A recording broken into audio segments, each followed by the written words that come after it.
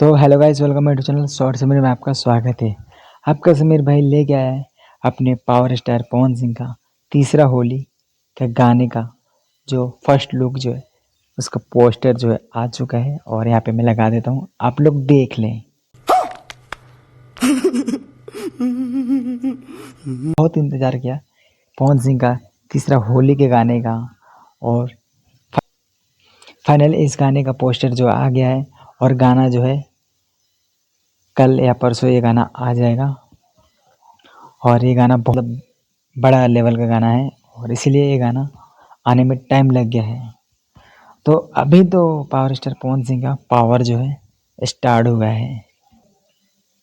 मैंने पहले आप सभी को बताया था कि पवन सिंह के बारे में कुछ बहुत ज़रूरी बताने वाला हूँ, तो फाइनली यही जो अपडेट था तो आप सभी को मैं देने वाला था।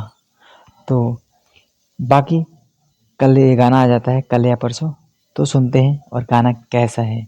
तो नए नए खबर के लिए हमारे चैनल को सब्सक्राइब कर लीजिए और लाइक कर दीजिएगा, और आपको वीडियो अच्छा लगा तो अपने दोस्तों के पास शेयर कर दीजिएगा कि हमारा अपडेट हमेशा उन लोगों के पास पहुँचे। तो ये वीडियो जो मैं बना रहा हूँ रात का समय है और आप लोग देख सकते हैं बैकग्राउंड में पूरा काला काला है।